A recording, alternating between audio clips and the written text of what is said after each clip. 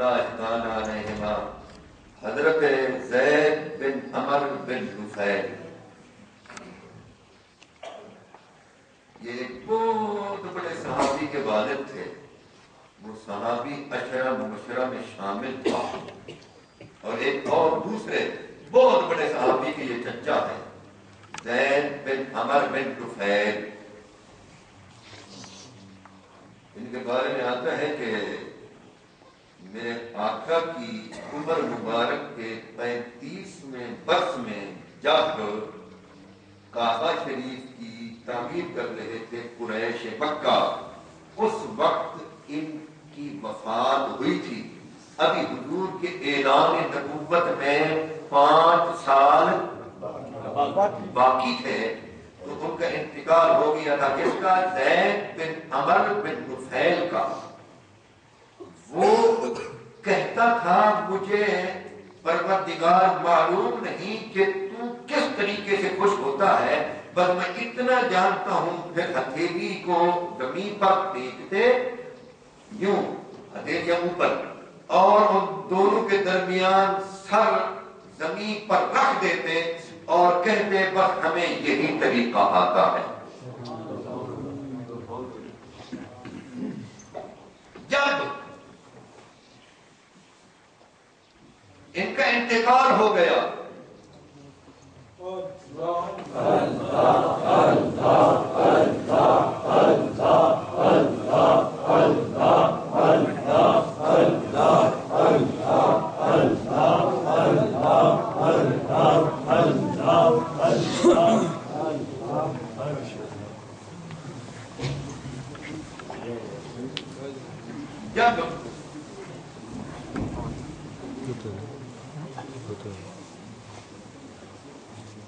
جب ان کا انتقال ہو گیا، کس کا؟ زید بن عمر بن نفیل کا. تو اس کا بیٹا سعید بن زید جو عشرہ مبشرہ میں شامل تھا، زید کا بیٹا سعید بن زید، اور ان کا بھتیجا عمر بن خطاب. یہ دونوں حضور کے پاس آئے اور انہوں نے آ کر پوچھا یا رسول اللہ، ہمارے بزرگ زید بن عمر بن نفیل کو آپ نے دیکھا بھی تھا، ان کی باتیں بھی سنی تھی، اور اب تک ان کا چرچا لوگوں کی زبانوں پر عام ہے. وہ تمام قریش مکہ سے ذرا بکری طبیعت کے تھے، اور وہ قریش مکہ کو کہتے تھے اس بکری کو جسے پیدا اللہ نے کیا، گھاس زمین سے اسی نے اگایا، پانی آسمان سے اسی نے برسایا، لیکن اسے ذبح کرتے ہو تم غیر اللہ کے ناموں پر، یہ بڑا ظلم کرتے ہو. وہ اس قسم کی باتیں کرتا تھا اور کہتا تھا قریشیوں میں دیکھتا ہوں تم گمراہی پر ہو. آپ بتائیں اب وہ کس حال میں ہیں مرنے کے بعد؟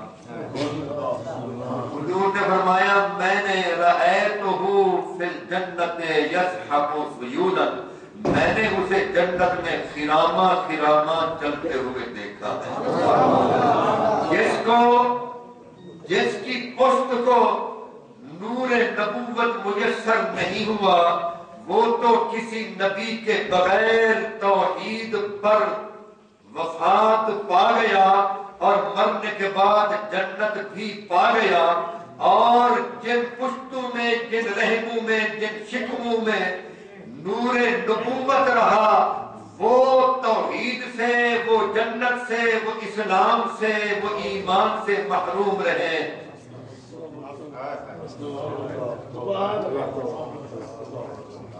یہ کیسی منطق؟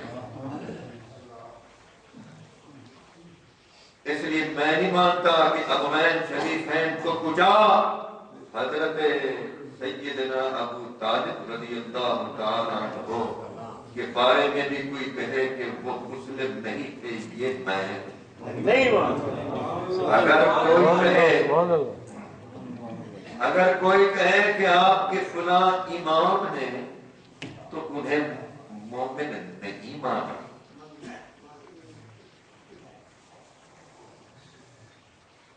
کہا جا سکتا ہے یا نہیں؟ تو اس کا جواب کیا ہے؟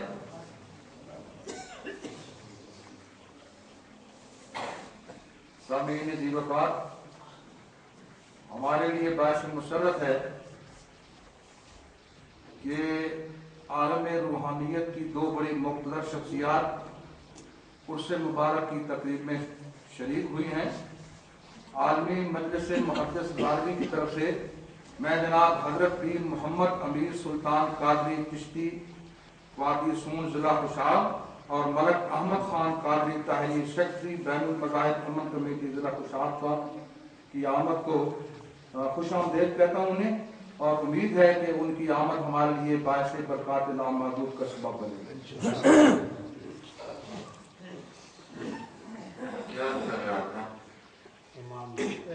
کوئی مام کے لیے حضرت ابو طالب تو مطلب ہے آپ بیٹھے اس کا جواب کیا ہے؟ اس کا جواب دانا لوگ، سیانے لوگ، عقل مند لوگ آپ کو نہیں دیں گے۔ اس کا جواب کچھ پاگل ہی دے سکتا ہے، مجھ میں سے۔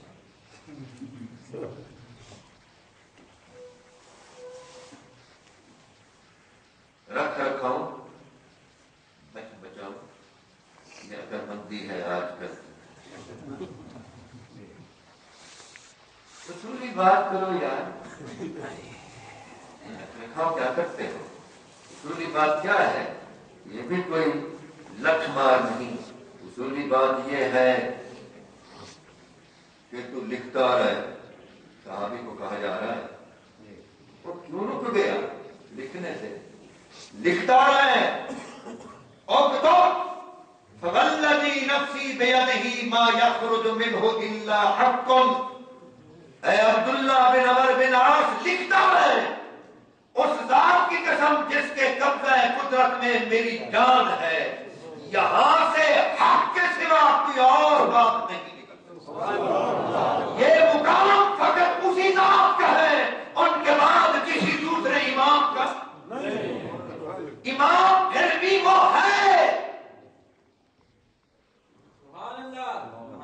امام پھر بھی وہ ہے، معتبر مصنف پھر بھی وہ ہے، لیکن معتبر مصنف ہونے کے لیے ضروری تو نہیں وَلَا مِنْ شَرْطِ الثِّقَةِ أَنْ يَكُونَ مَعْصُومًا مِنَ الْخَطَاءِ وَالنِّسْيَانِ۔ کسی کے ثقہ اور معتبر ہونے کے لیے یہ ضروری نہیں، یہ شرط نہیں کہ وہ نسیان اور خطا سے پاک ہو۔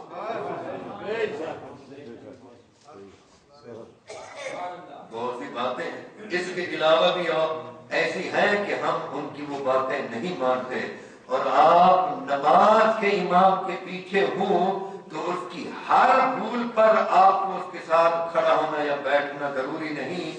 بعض بھول ایسی بھی ہیں کہ آپ اس امام کی پیروی بات میں نہیں ہے۔ لوگوں نے ہر آخر بنا رکھا ہے کفر اور اسلام کا مسئلہ بنا رکھا ہے ان کی بات ماننے کو یا رد کرنے کو۔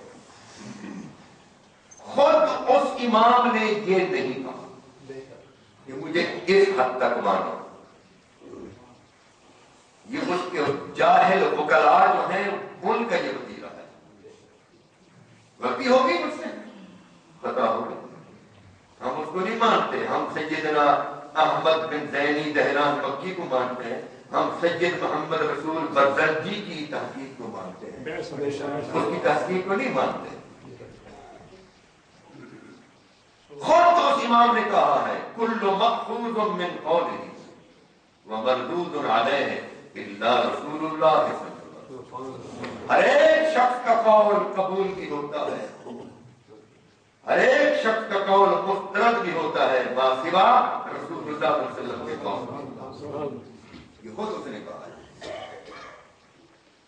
وہ دہن جس کی ہر بات وہی خدا، یہ خود اس امام نے کہا۔ اب نام لینے کی ضرورت نہیں، سمجھ گئے؟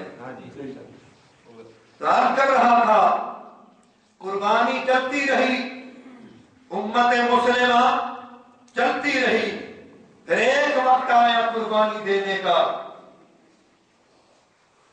تو حضرت سیدنا عبداللہ بن عبد المطلب رضی اللہ تعالیٰ عنہما نے بھی قربانی دی، لیکن چونکہ ابھی وَبَعَثْ فِيهِمْ رَسُولًا مِّنْهُمْ ہونا تھا، اس امت مسلمہ میں ابھی رسول نے آنا تھا، ان کے بدلے میں بھی 100 اونٹ لے لیے گئے اور قربانی ہو گئی، اور انہیں ذبیح بھی تسلیم کر دیا گیا، اور حضور خود کو فرماتے تھے انا ابن الذبیحین، میں 2 ذبیحوں کا فرزند۔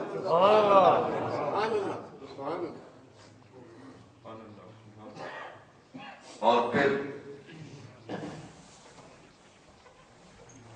حضور اکرم صلی اللہ علیہ وآلہ وصحبہ وبارک وسلم کے دور میں پھر قربانی کا وقت آ گیا، اور کس لیے؟ وہی شہادت بر وجود خود خون دوستان خواہی، اپنے وجود کو بنوانے کے لیے دوستوں کا خون۔ کس کا خون؟ کس کے لیے؟ اللہ کے لیے۔ میرے آقا کے دور میں پروردگار کی توحید کے منکر کھڑے ہو گئے، کہنے لگے ہم نہیں مانتے کہ وہ واحد معبود ہے، زمین پر اور بھی کچھ معبود ہونے کے حقدار ہیں، مخلوق میں بھی کچھ معبود ہونے کے مستحق ہیں۔ انہوں نے کہا وہ کون ہے؟ کہنے لگا وہ جس کا باپ بھی نہیں، فقط ماں سے پیدا ہو گیا۔ یاد ہے نا؟ پروردگار ہی تو دیکھو انوکھی دلیل قائم کر دی اور انہیں معبود مان لیا، کیا کروں؟ فرمایا مناظر کرو، دلیل پیش کرو، کیا کہوں؟ میں ان کو کہو اگر وہ بن باپ پیدائش کی وجہ سے معبود ہونے کا مستحق ہے تو اس سے زیادہ مستحق آدم۔ ان مثل عیسی عند اللہ کمثل آدم خلقہ من تراب ثم قال له كن۔ سبحان اللہ۔ اس کا نہ باپ نہ بھائی،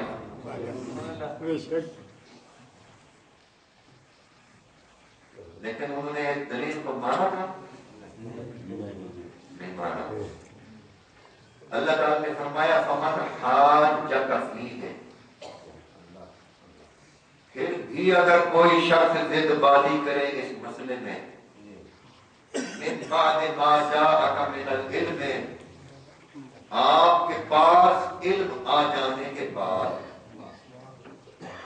علم کہاں سے آیا تھا؟ اللہ سے ہٹ کر باقی کر لیتے ہیں۔ کہاں سے آیا تھا علم؟ اللہ نے علمی دلیل دی اور فرمایا میری عطا کردہ پیش کردہ دلیل کے بعد بھی اگر یہ حجتی کریں، یہ انکار کریں، یہ حق دربی کریں، یہ ضد کریں، تو پھر پروردگار کیا کروں؟ فرمایا پھر ان کو کہو میرے رب کی بھیجی ہوئی دلیل کو نہ ماننے والوں، آؤ ایک اور کام کر لیتے ہیں، ہم اپنی اولاد کو بلاتے ہیں، تم اپنی اولاد کو بلا لو، ہم اپنی خواتین اور مستورات کو بلاتے ہیں، تم اپنی عورتوں کو بلا لو، ہم اپنے آپ کو لے آتے ہیں، تم خود کو لے آؤ، ثم نبتہل، پھر گر گرا کر ایک دوسرے کے خلاف بد دعا کرتے ہیں کہ ہم میں سے جو جھوٹا ہو وہ تباہ ہو۔ مطلب کیا تھا؟ مطلب یہ تھا کہ محبوب دلیل ہم نے آپ کو دی، آپ نے وہ دلیل پیش فرمائی، ہماری بیان کردہ علمی دلیل جس کو اللہ تعالیٰ العلم فرما رہا ہے، اللہ کا بھیجا ہوا علم جب